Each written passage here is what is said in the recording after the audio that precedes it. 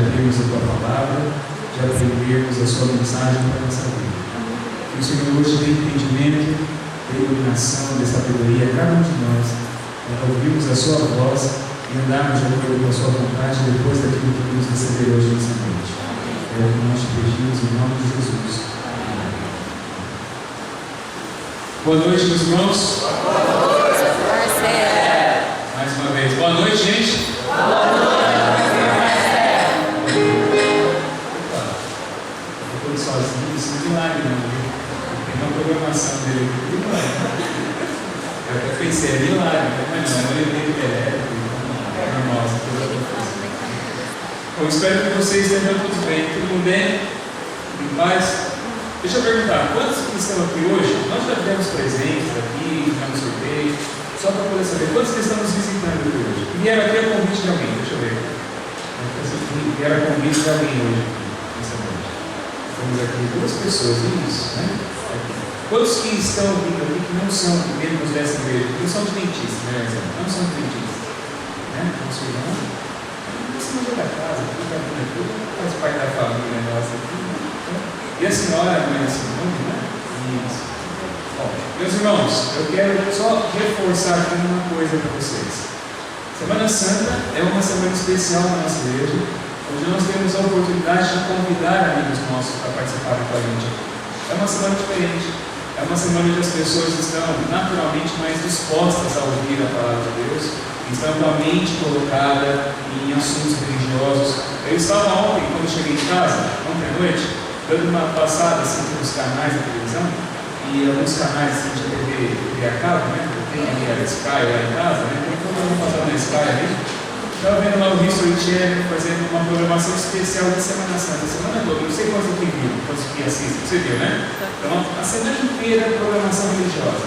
E é até uma disputa, porque começa a partir das 9 horas, depois vai das 9 até meia-noite, aí no canal começa das 11, vai madrugada fora, e a semana toda. E no sábado é maratona de Semana Santa, pessoal. Desde a tarde até a noite, só programação religiosa e falando a respeito dos últimos dias de Jesus. Isso por quê? Porque naturalmente as pessoas estão predispostas a ouvir alguma coisa a respeito desse tema. Então, se você não convida um amigo seu para vir para cá, se você não chama alguém que gostaria, que precisa de ouvir aquilo que está sendo dito aqui, você está perdendo tempo na sua vida. A gente não está montando aqui o programa para ser simplesmente um entretenimento espiritual, mas é para a gente aproveitar o momento, a ocasião e convidar pessoas para ouvirem a palavra do Evangelho. Não é boa a programação nossa aqui, né, gostosa? Quanta gente está querendo ouvir uma coisa dessa e não tem oportunidade, ou nem sabe. Então, por favor, meus irmãos, vamos trazer gente para cá. Vamos trazer gente para cá, vamos convidar pessoas para cá. Vamos, em primeiro lugar, nós mesmos vir aqui, né? Nós aqui vir, não é mesmo? Já é uma coisa para a gente ficar até preocupado. Semana que vem eu vou começar o Apocalipse aqui na igreja. E se eu começar a perceber que o negócio não está virando, eu corto no meio. Estou falando sério, está gravando aqui. Tá? Se começar, eu corto e faço outra ocasião, porque o calendário é pequeno, o tempo nosso é apertado. Eu sou pastor de 6 igrejas. Então, para dedicar um mês para uma igreja só, eu estou deixando de cuidar de outras 5, para vocês terem uma ideia. Então, se o negócio não virar, eu corto, faço um tempinho aqui, depois divido a série à medida de finais de semana, assim, e vou fazer em outro lugar. Já tinha gente pedindo para eu fazer, já falei que ia ficar aqui no Caparróis, e até falar assim, pastor, não, um de cada vez, tá bom? Então, vamos participar, vamos trazer gente, vamos trazer nosso... e vamos ir, não é mesmo? Principalmente estarmos aqui, participando, louvando a Deus, recebendo a palavra de Deus. Porque é bom, né? Eu tenho um prazer enorme estar com vocês, trazendo a mensagem do Senhor e ver as pessoas que são abençoadas, não por aquilo que eu falo, porque eu não sou ninguém que fala nada para ninguém, mas a palavra de Deus tem o poder de comunicar a mensagem dela. E ela está sendo aberta aqui todas as noites, e vai ser todas as noites. Eu acho que a gente tem que prestigiar isso, a palavra do Senhor. E a oportunidade que nós temos de ouvir a mensagem da palavra de Deus. Amém? Meus irmãos amados, o tema nosso dessa noite é além das aparências. Além das aparências. A gente tem aquela frase que a gente conhece, né, que diz assim, as aparências enganam. Só que infelizmente nós julgamos muito pelas aparências, não é mesmo? A gente olha uma pessoa, se ela está vestida de acordo com a moda ou dentro das convenções da sociedade, a gente rotula aquela pessoa de uma forma. Se nós encontramos alguém que se veste diferente, ou que usa um cabelo diferente, ou que às vezes chega num carro diferente, ou que às vezes nem vem de carro, às vezes vem ali do seu jeito simples de vir, dependendo dos ambientes, dos locais onde isso acontece, as pessoas olham de uma forma ou olham de uma forma diferente. Não é assim? Porque nós seres humanos julgamos muito pela aparência. Se uma pessoa ela fala, às vezes, dentro de um determinado vocabulário, ou usa determinadas expressões que são jargões do ambiente, do meio onde nós estamos inseridos, nós aceitamos com muito mais sinceridade aquilo que ela diz. Se ela usa expressões diferentes, ou se a forma dela se comunicar é diferente daquela que nós comumente estamos acostumados a ouvir, nós muitas vezes nem julgamos o conteúdo daquilo que ela fala. A gente já repulsa ou a gente já não aceita aquilo que está sendo transmitido. Porque nós temos uma coisa chamada preconceito. O que é um preconceito? É um pré-conceito. O que é um pré-conceito? É um conceito que a gente já forma antes, não é mesmo? Antes de você conhecer, antes de ter tempo de você formar um conceito a respeito de alguma coisa, de alguma pessoa, ou do conteúdo daquilo que está sendo transmitido para você, você já forma o seu conceito antes de entender tudo. E o preconceito se torna uma barreira muitas vezes, para nós entendermos, recebermos ou apreciarmos alguém da forma como ela merece ou necessita ser apreciada ou recebida. Isso é importante porque o texto que nós vamos ler hoje, a mensagem nossa hoje, está baseada num texto da Bíblia que fala a respeito de aparências. Marcos capítulo 11, do verso 12 até o verso 23.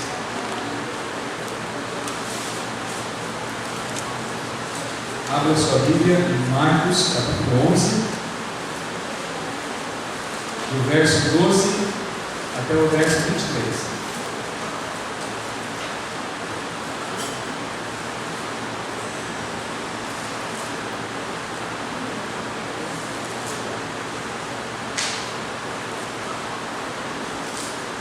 Marcos 11, do verso 12 ao verso 23.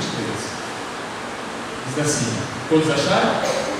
Acharam? Diz assim: no dia seguinte, quando saindo de Betânia, teve fome. E vendo de longe uma figueira com folhas, foi ver se nela, porventura, acharia alguma coisa. Aproximando-se dela, nada achou senão folhas, porque não era tempo de figos. Então lhe disse Jesus: nunca jamais coma alguém fruto de ti. Seus discípulos ouviram isso e foram para Jerusalém. Entrando eles no templo, passou a expulsar os que ali vendiam e compravam.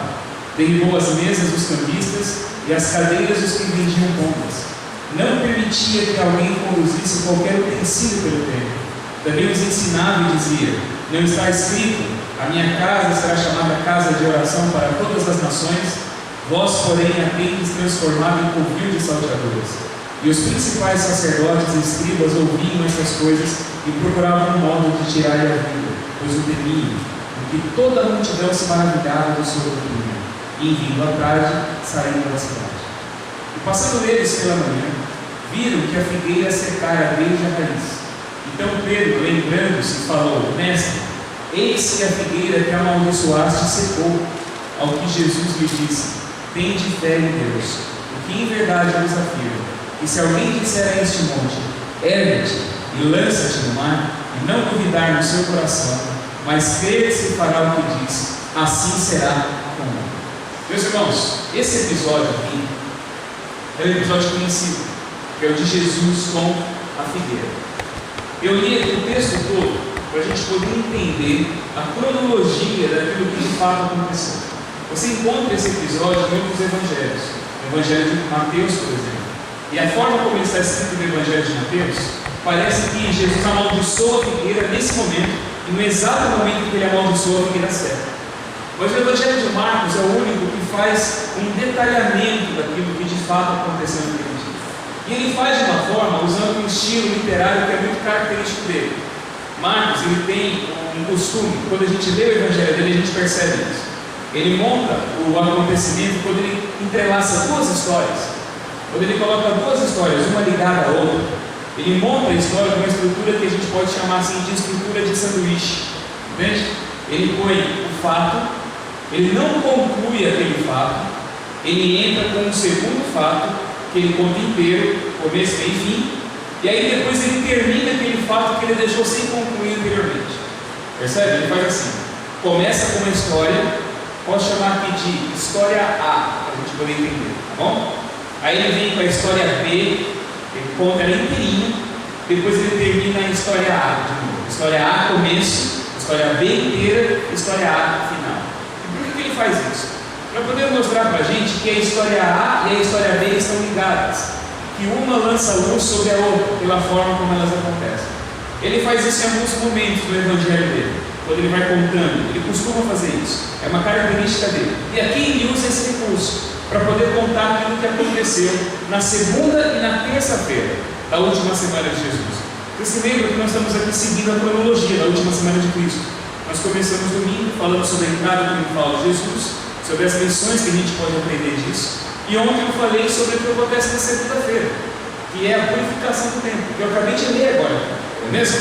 A purificação do templo. E não sei se você se lembra, que ontem eu disse que eu ia ler e narrar hoje uma história, que ela começa na segunda, mas ela termina na terça. Lembra que eu falei isso ontem para vocês? Que é exatamente esse episódio da figueira. O que diz aqui o texto, meus irmãos, quando você lê aqui o Evangelho de Marcos, desde da narrativa da entrada triunfal de Jesus, a gente vê aqui que Jesus ele entra em Jerusalém no domingo de Ramos, né, que a gente fala no capítulo 11, e o final do versículo 11, do capítulo 11, diz que quando entrou em Jerusalém no templo, tendo observado tudo, como se fosse já tarde, saiu para Betânia com os 12. Então quando ele chega, no primeiro dia da semana, no domingo, ele entra no templo, mas ele não faz nada. Ele olha tudo aquilo, ele vê aquele bazar de Istambul, aquele estado de 25 de março, né, que havia se transformado no templo de Jerusalém. Ele olha para tudo aquilo, ele vê aquela galeria shopping ali, né? Ele olha para tudo aquilo ali e ele não faz nada, ele vai embora. Já é tarde, ele vai embora. Aí na segunda-feira ele volta e já volta decidido. Ele pensa do domingo para a segunda, ele sai de casa com uma decisão. Segunda-feira pela manhã, cedo. Não foi um ato assim que Jesus realizou, movido pelo furor, pela ira, ou pela paixão do momento, uma coisa assim, bateu na cabeça dele nervoso. Não foi assim. Jesus ele tinha ideia do que ele queria fazer. Foi planejado o ato de purificação do templo lá em Jerusalém.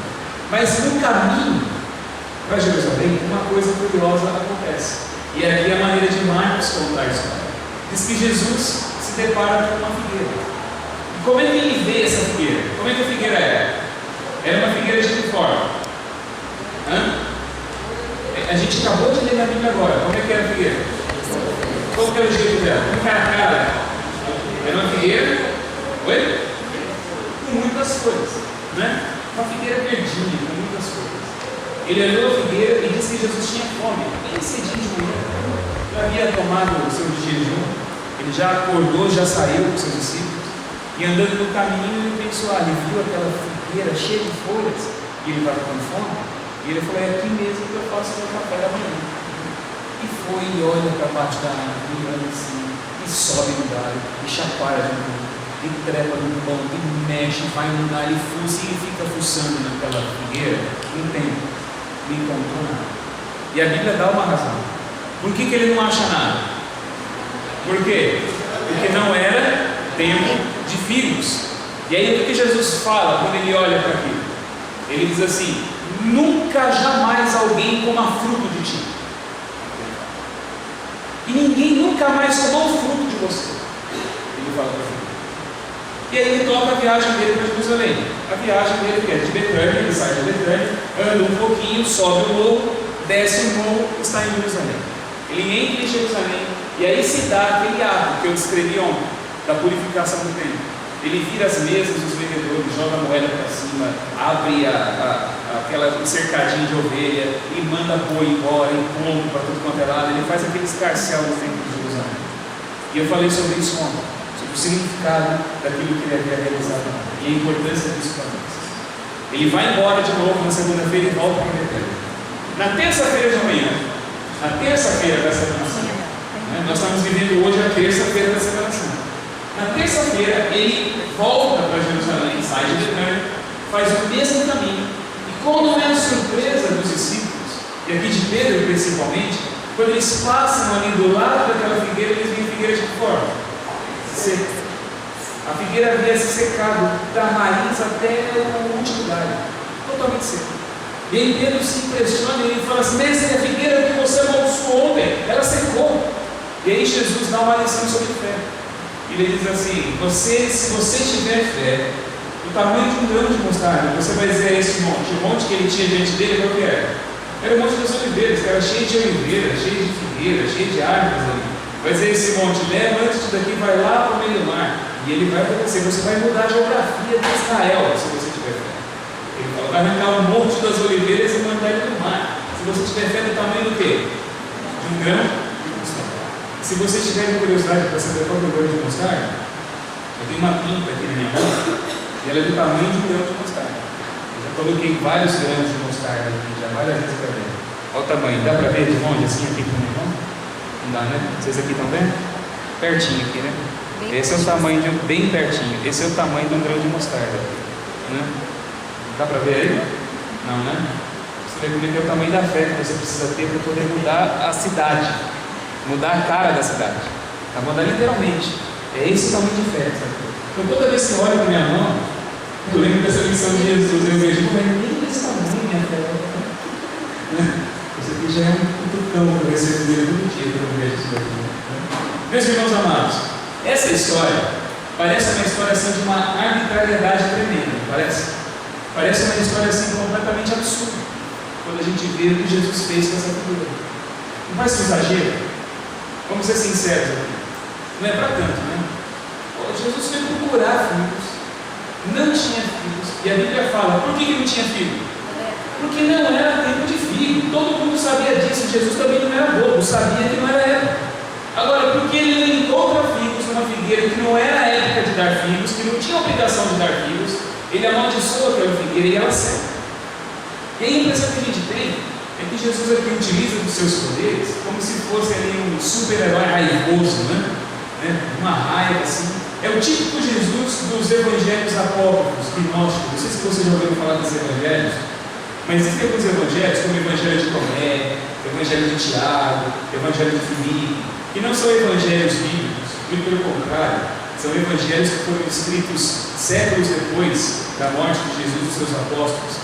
E tem uma série de mentiras nesses evangelhos, várias histórias exageradas.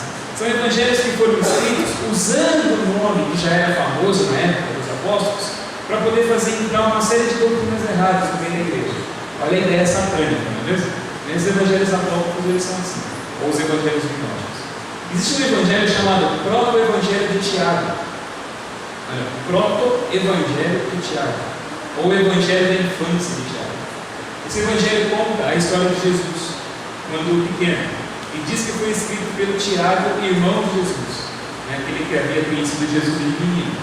Então, uma das histórias mais emblemáticas e mais famosas do evangelho de Tiago é a história de Jesus transformando passarinhos de barro em pássaros de verdade. Essa história aparece lá. Ele está fazendo passarinho de barro na beira do lago, aí chega os moleques e fala assim: ei, Jesus, está fazendo aí? Estou fazendo passarinho. Não você é bobo, você está fazendo o quê? Está fazendo com barro? Criancinha. Aí ele fala: estou criando pássaros. Não você é bobo, moleque. Aí ele levanta e faz assim, bate palma, sabe como querer expulsar? E na hora os passarinhos de barro assim, é cheio de histórias assim extraordinárias desses evangelhos. E uma das histórias que aparece nesses evangelhos apócrifos é a história de Jesus indo brincar com os amigos dele de Nazaré. É a impressão que dá que Jesus é um menino muito chato, sabe? Aquele menino que ninguém gostava de brincar, aquele menininho assim, meio mitiguinho. Então esses evangelhos mostram Jesus dessa forma. Não que ele fosse assim, claro, mas nesses evangelhos ele é retratado dessa maneira. Meio assim, sabe, chatinho, meio cheio de querer ser Deus, sabe? Ele não queria ser ninguém importante, só queria ser Deus, Então ele já tinha ideia de que ele era Deus, então como ele era Deus, não tinha que fazer aquilo que ele queria, nas brincadeiras, Então aquele negócio: a bola é minha, a bola é sua não. O moleque fala: a bola é minha, Jesus, não é sua não. Eu sou Deus, o mundo é meu, tudo também é meu. Então a bola é sua e você também é meu. Aquele molequinho bem chato, Jesus vai brincar com os meninos.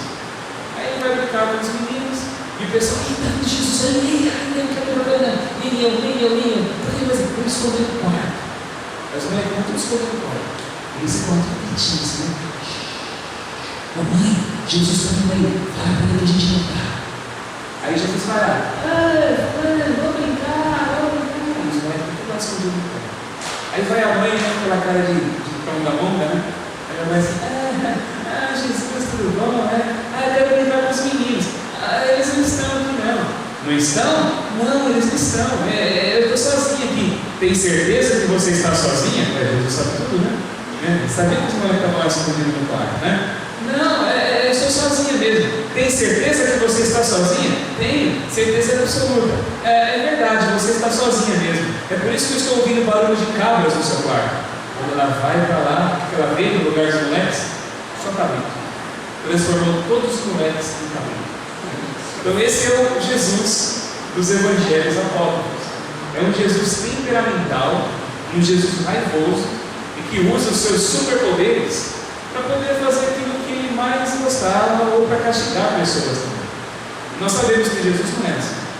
Esses evangelhos não contam histórias verdadeiras, embora até alguns deles influenciaram o Corão. Essa história de Jesus fazendo passarinho de barro lá também aparece no Corão dos muçulmanos, sabia? Aí entrou lá a história, eles acharam que era verdade e colocaram lá, né? Mas são histórias que não são verdadeiras. Claro que ele não podia fazer passarinho de barro, ele fez a humanidade do barro, não fez? Por ele não é desafio nenhum, mas não num contexto para querer mostrar os seus poderes. E é exatamente esse o contexto desses evangelhos gnósticos. Eu estou contando isso para vocês porque a gente sabe que essas histórias não combinam com Jesus, não é mesmo? Eu não precisava nem falar para vocês que essa história é de um evangelho falso. Só por contar a história, da forma como ela acontece, você já sabe que ela não combina com o caráter de Jesus, não é mesmo? Mas essa história da figueira não parece uma história dessa? Parece ou não parece? Essa é a história aqui. Ele procura filho, não tem, então ninguém mais vai comer fruto de você. Aí no dia seguinte a figueira está lá, seca, né? Esturricada, né? A figueira está toda, né? Vivendo aquilo que eu nunca vivi na minha vida, o ser seco, né? É o contrário, aqui tem muito mais. Queria, né? Jesus só fala assim, ó, se eu secar de um dia para o outro, eu estou feliz. Mas não acontece, similar é só para a figueira, né? Eu queria, Jesus, sabe comigo também, deixa eu secar, assim, não vai, você não vai mexer. Por que Jesus age dessa forma, meus irmãos? Em primeiro lugar, quero dizer para vocês aqui nós não estamos vendo nenhuma manifestação assim de raiva de Jesus perdendo a paciência, de Jesus abusando dos seus poderes, de Jesus de uma forma extremamente temperamental e desequilibrada, amaldiçoando uma árvore porque ela não atendeu aos seus caprichos. Tinha que dar fruto na hora, porque é a vontade dele, tem que obedecer. É nada disso. Jesus viu aquela árvore e ele utilizou aquela árvore para poder ensinar uma lição. Era uma parábola viva de uma lição importante que ele queria transmitir. E sabe que lição é essa? A gente hoje vê uma figueira, vocês estão vendo aqui fotos de uma figueira. A figueira de Israel ela tem um temperamento e um comportamento diferente de algumas árvores. Quando é por volta de abril, finalzinho de março, abril, maio, a figueira ela começa a dar seus frutos. Ela segue uma ordem inversa das demais árvores. Em vez de dar a folhagem primeiro e depois vir o fruto, a figueira faz o contrário. Ela dá o fruto primeiro, depois é que vem as folhas. E Jesus estava vivendo nessa época de abril, maio. As figueiras todas estão secas, porque não é época de dar fruto. Ela vai começar a dar fruto lá para julho ela começa a dar fruto. Em Israel é assim. Julho já começa a aparecer fruto. Em agosto, ela está com suas folhas. Agosto, setembro. É mais ou menos assim que o negócio acontece. Primeiro vem o fruto, depois vem as frutas. Primeiro ela dá o seu fruto na época certa, que é julho, não março, abril, que é a época em que Jesus está vivendo aqui. Jesus está aqui em abril. É abril do ano 31 da nossa era. O fruto ia aparecer lá para julho. Ainda tinha mais um mês e meio ali, quase 2 pela frente. E as folhas aparecendo lá para agosto. Mas ele chega, ele vê uma árvore cheia de folhas. Se ela estava com folhas, o que ela queria dizer? Que ela já tinha o quê? Fruto. Aquela árvore era manchada. todas as demais figueiras da região estavam todas sequinhas, sem nada. Não tinha nem folha e nem fruto, porque não era época de dar folha e fruto. Elas estavam ali, só o galho. Agora, no meio de todas, ele encontra uma que dizia para todos que passavam ali: olhem para mim, eu tenho fruto. Não é mesmo? Ela mostrava: eu tenho fruto. Pode vir que aqui tem. Mas quando ele chega e procura, ele não encontra fruto. E aí Jesus usa a figueira com uma lição muito importante, meus irmãos. Ele procura o fruto na mão. E logo depois que ele sai de lá, ele vai para aquele lugar. O que acontece na sequência, de acordo com o Evangelho de Marcos? Ele entra onde? No templo. E lá no templo ele expulsa tudo aquilo que acontecia. E aquele templo, para Jesus, era como aquela figueira, sempre vazio. Vivia só de aparência, mas não tinha nada para poder oferecer.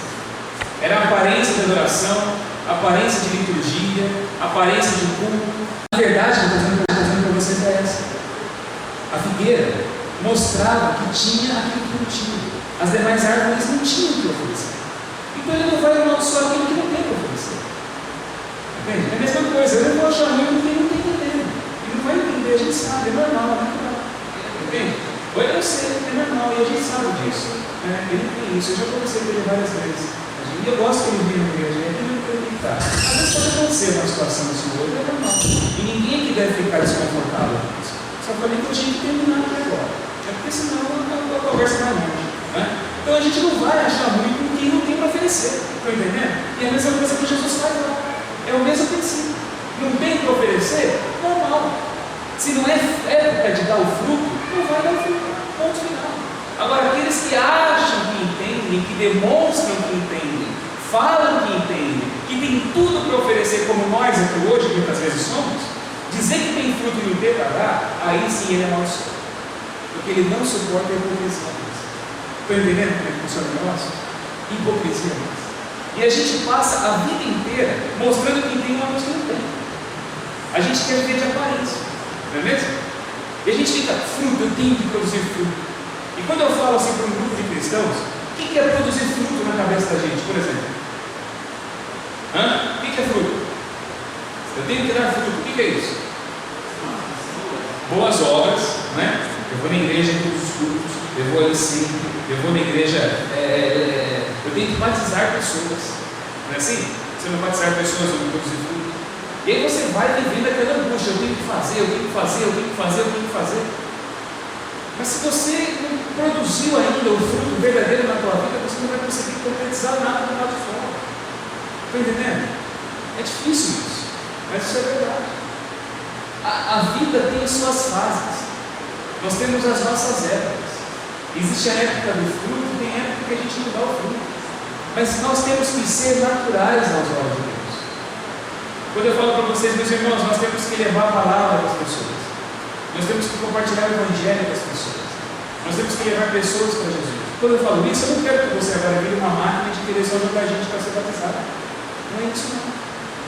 Porque você não pode dar para ninguém aquilo que você não carrega dentro de você. Você não pode compartilhar uma coisa que ainda não é Evangelho na sua vida. Não adianta só você acreditar em doutrinas, ou você estar certo de que essa igreja ensina aquilo que é bom, que é certo, tudo bem. Você tem que ter o poder de Deus na sua vida para você dar o fruto naturalmente. Quem está sequinho e não tem fruto para dar: Senhor, eu sou assim, não tem nada para oferecer aqui agora, eu sou assim. Quem não tem tudo para dar, não dá. Só vai dar aquilo que tem. Lembra que eu já falei isso para vocês aqui? Só vai dar aquilo que tem. Agora, quem diz que tem e mostra a folhagem, é para ver de acordo com aquilo que fala que é. O que Deus quer que você viva é de acordo com a sinceridade do teu ser, com a verdade da tua vida, com a honestidade do teu coração. Porque se não for assim, meus irmãos, a gente vai continuar vivendo essa brincadeira de religião. E sabe o que acontece quando você é obrigado a dar o fruto que você não tem na sua vida? Quando você é obrigado a forçar a situação, a querer se fazer diante de Deus e querer se fazer diante dos homens, você vai vivendo cada vez mais um estágio de doença espiritual. Você vai enfraquecendo espiritualmente.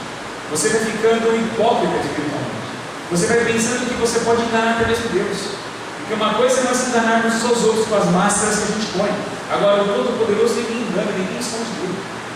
Então, reconheça-se e assuma seus olhos do Senhor. Se a sua vida não é aquilo que você sabe que ela deveria ser, então assuma diante de Deus aquilo que você não tem, cara. Senhor, eu não sou. Queria muito ser, mas eu não sou. Porque saiba de uma coisa: o produto final, completo, perfeito daquilo que você vai ser, já é em Jesus. Jesus já é assim para você. Ele já é você perfeito. Isso ele já é. Se você reconhece, Senhor, eu não sou aquilo que eu deveria ser. Eu preciso muito que o Senhor trabalhe na minha vida para que eu ofereça naturalmente, no tempo certo, na hora certa, no momento correto, os frutos dignos do Senhor, mas eu não tenho para dar. Eu não sou. Se você reconhece isso com sinceridade, Ele te cobre com a perfeição dele. E cada dia mais Ele vai estimular a seiva natural da tua vida a produzir aquilo que é fruto vivo, fruto verdadeiro, que conduz com você com o caráter. Agora, não adianta a gente querer medir pelos outros. A gente vive hoje numa sociedade que gosta muito de dar padrões, de clonar pessoas, de fazer tudo igual. Não é assim? A gente olha para aquilo que aparece na televisão e a gente entende, não, isso é bom para mim. Lembra que eu falei isso no domingo? Ficar medindo o exemplo daquilo que é sucesso para entender, eu só vou ser feliz se eu alcançar isso. Isso vai levar você, muitas vezes, a recusar a obra de Deus na sua vida. Isso também acontece nessa situação. Porque a gente olha muitas vezes na igreja, trazendo agora para a igreja, e você vê pessoas que dão testemunhos maravilhosos de experiências espirituais que elas tiveram. Eu vivi isso, aconteceu aquilo, eu falei tal coisa, fulano. Nossa, isso é uma maravilha, uma bênção. Aí você fala, mas por que isso não acontece comigo? Aí você começa a orar, a pedir para que Deus te dê a experiência do fulano, para que Ele trabalhe na sua vida de forma que você viva a mesma coisa que o outro viveu. Você começa a sentir inveja dos testemunhos e pensar, mas a minha história não é igual a dele. Então, se a minha história não é igual a dele, quer dizer que Deus tem um quê maior com ele. Deus tem uma afinidade maior com aquela pessoa que livrou ela daquela forma, que tirou ela daquela vida. Você pensa o seguinte: eu nunca vivi uma experiência de conversão no mundo das drogas. Eu já ouvi tanta gente falar que passou pelas drogas, que passou pelo mundo do crime, que veio de uma enfermidade, esteve quase à beira da morte, foi tirado pelo poder de Deus. Eu nunca vivi nada disso, a minha vida sempre foi assim. Nasci numa família adventista, numa família cristã, fui criado numa casa onde a palavra era ensinada, eu me batizei com meus 10, 11 anos de idade, estou aqui agora vivendo a minha vida, depois de 20 e tantos anos de igreja. Nunca vivi nada impactante. Quer dizer que para mim a minha vida espiritual não acabou. Os irmãos, jogam fora essa balela, essa mentira. Cada um tem o seu caminho, cada um dá o seu fruto. Aquele que foi tirado no meio da droga, aquele que ficou meia hora dado como morto, depois voltou para um milagre e virou ancião de igreja, ele tem uma história dentro de Deus. Mas a sua história com Deus tem o mesmo valor que a dele. Ninguém tem que ficar clonando experiências dos outros, ou tentando viver a mesma realidade do outro. Eu vejo isso, colocando assim a nível individual, e também vejo isso também até a nível coletivo. Igrejas que querem alcançar a mesma coisa que as outras alcançaram. Sabe que aquela igreja fez tal coisa, nós temos que fazer a mesma coisa para a honra e glória de Deus. O que é isso? Isso tudo é brincar de figueira sem fruto. É você querer montar a aparência, mas negar de fato aquilo que Deus está realizando na sua vida. A obra de Deus na sua vida é particular. A obra de Deus na sua vida é individual. A obra de Deus na sua vida tem a tua marca, tem a tua digital, tem o teu nome, tem a tua história. Agora não adianta você querer queimar etapa. Você se esforçar para produzir os seus frutos. Eu vou à igreja sempre, eu vou fazer de tudo para pelo menos arrastar alguém, para poder falar que eu batizei alguém. Eu dei frutos, sou meu dizimista fiel, estou ali dando meus dízimos sempre, eu estou cumprindo o requisito. Sou uma pessoa que produz. Não adianta você querer ver sua vida dessa forma. Deixe que tudo aconteça de forma espontânea, de forma natural, e que isso seja o resultado do crescimento da graça na tua vida. Não adianta você querer ser aquilo que você não é. Porque você pode enganar todos, mas você não engana os olhos daquele que é o único que vai dar o veredito de aprovação na tua vida. Eu posso aprovar você, mas eu não sou juiz. Eu posso agradar todos vocês, mas não são vocês que vão me julgar. O único que julga, que conhece de fato o âmago da alma de cada um, é aquele gente de quem ninguém se veste, ninguém se mascara, ninguém engana. Por isso, ele enxerga além das aparências, ele vai no cerne. Você não tem fruto para dar outro? Então não finge, não engane. Ele quer que você dê frutos na vida? Quer ou não quer? Claro que quer. Por isso que ele foi procurar frutos na vida. Tem gente que tem aquela angústia, né? Ai, mas tem aquela parábola da figueira. Lembra daquela parábola? Que diz que o dono foi procurar frutos, não viu fruto, deu mais um ano de prazo para ela. Conhece essa parábola que Jesus contou? De uma figueira que foi plantada. Na hora do dono da figueira ir buscar frutos, ele não encontrou nada. Ele falou: vou dar mais um ano. Se no ano que vem eu voltar aqui e não tiver frutos, então eu vou cortar essa figueira e jogar ela. Tem gente que entra em desespero. Olha, já tem um ano já que eu estou com um caminho sério, filho do livro, filho do livro. Então só tem mais um ano de prazo. Se no ano que vem não acontecer nada, está fora. Deus já me cortou. Gente, isso não existe. A parábola de Jesus tinha uma outra aplicação, uma outra realidade. Ele não está colocando cronologia, ele está colocando tempo de validade, ou prazo de validade para a obra dele na tua vida. Então entenda que você tem que ser você. Ser você em Cristo e ser você de verdade aos olhos de Deus, consciente sim da sua limitação, mas desejoso de crescer e produzir os frutos verdadeiros para Deus, é o que Ele espera de cada um de nós. E se você alcançar isso de verdade, Ele vai abençoar a tua vida. E no tempo certo de dar frutos, você vai dar o fruto que Ele espera que você dê. Porque não é nada que pode ser contado do lado de fora, é aquilo que acontece primeiro dentro e que vem como resultado natural do lado de fora, pelo seu testemunho, pela forma que Ele usa. Mas é natural, é espontâneo. E é assim que Ele quer que cada um tenha. Pense nele, os olhos dele, ninguém vê. Você quer hoje pedir para que Ele te dê poder para te dar frutos? Quer dar resultado na vida de verdade? Ele tem força para poder fazer isso para nós. Eu quero orar para que seja assim. Nós vamos ouvir uma música agora, depois eu quero orar, entregando o nosso desejo de viver uma vida de frutos nas mãos do Senhor.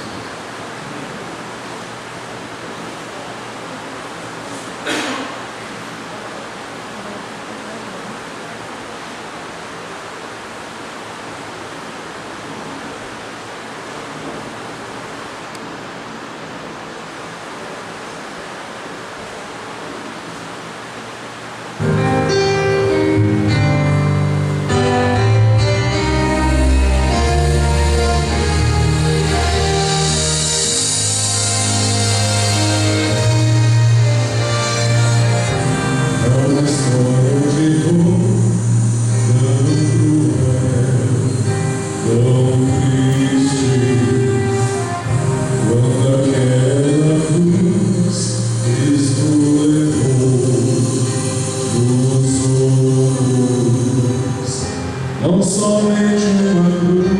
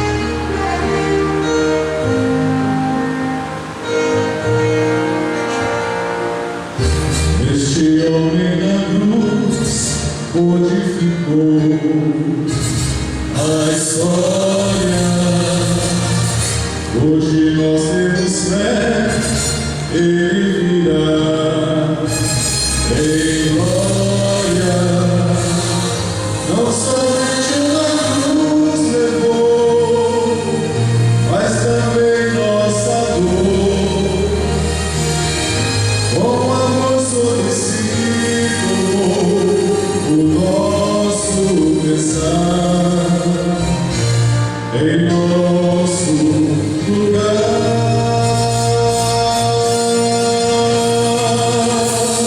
A cruz do Calvário é a nossa vitória. Pois Cristo verdadeiro viverá eternamente para nós.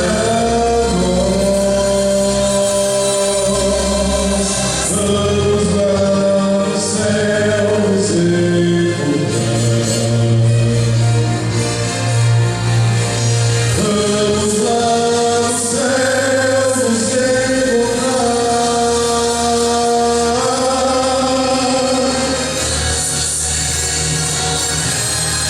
Lá no céu.